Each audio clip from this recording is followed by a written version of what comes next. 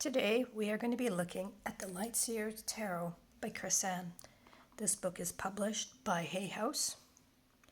It comes in a sturdy box with a cutout that makes it easier for us to open.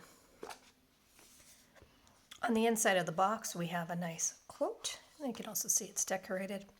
It says, "And into the gray we follow, like 1,000 flickering stars, and there, in a sunlit hollow, we lose and find what is ours." Dear Light and Shadow, Seer, may this deck help you to find what is yours. XO, Chris-Anne. It comes with a nice handy booklet. It's quite thick, so it has quite a bit of information in it. It has a bit about reading. It has a bit about shadow work and light work. It has some unique spreads to this deck. And then each of the cards has a definition, and the Light Seer is the upright meaning. The Shadow Seer is our reversed meaning. Then it kind of has a little bit about, working with that card, and it has as well some just general guidance in the bold letters. So you can see the backing for this deck is pretty, it has black, some green, and is fully reversible.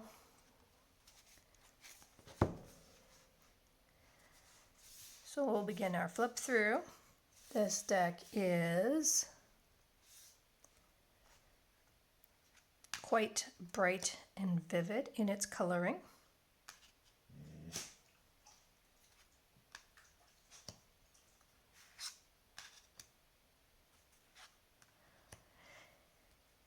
It has a bit more diversity in its people than some of the older decks do. It has a few of its own creative takes on some of the standard imagery that we see within Raider White-Smith decks. And it hasn't always stuck to some of the traditional gender within the cards.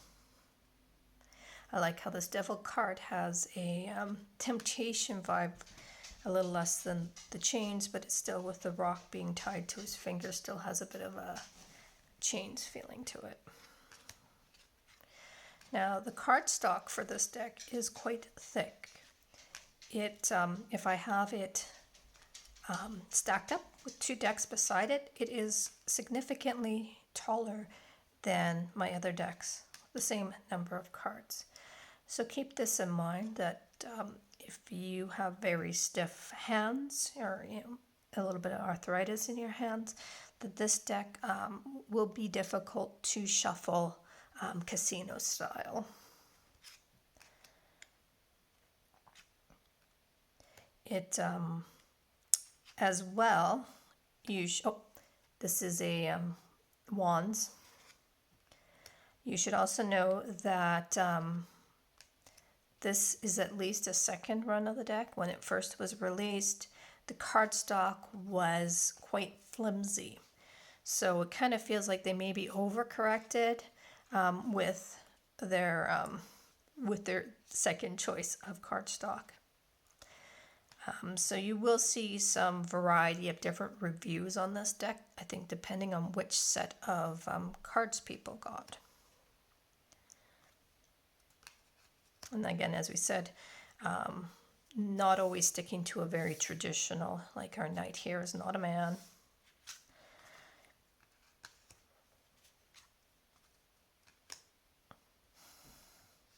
So it's really, I've quite liked this deck. I've used it quite a bit, even with it being at times a little more difficult for me to shuffle.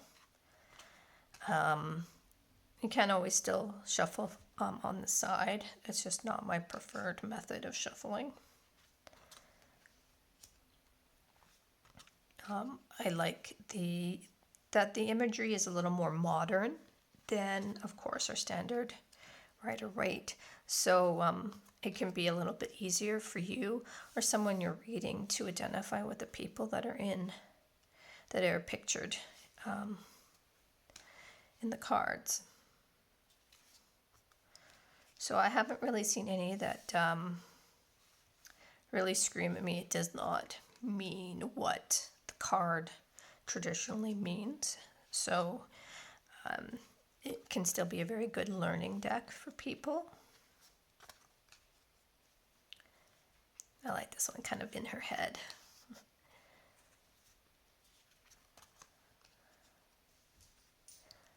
A lot of the sword cards have the crows in them. And sometimes the swords themselves are difficult to pick out when you're looking at them. Sometimes it's the birds instead.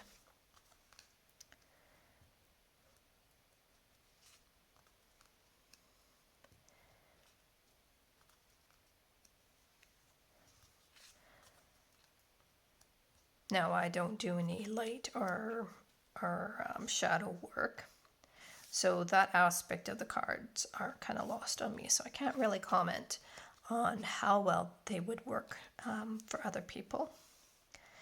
For me, the big thing is to have a good connection to the cards, having imagery that speaks to you, that you can look at and you can relate to, and feel comfortable with. I feel quite confident that it is a pretty good deck to be included into someone's collection. And I have enjoyed working with it.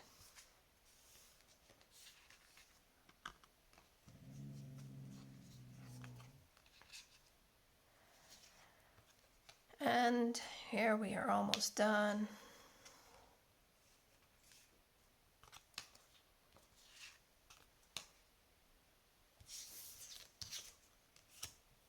There we go. That is our Light Seers tarot deck. If you like it, you may want to consider giving it a try, adding it to your collection, maybe starting out with it. Let me know what you think of this deck down below. And if you like my videos, you're welcome to, of course, like the video itself and subscribe. Thanks and have a great day.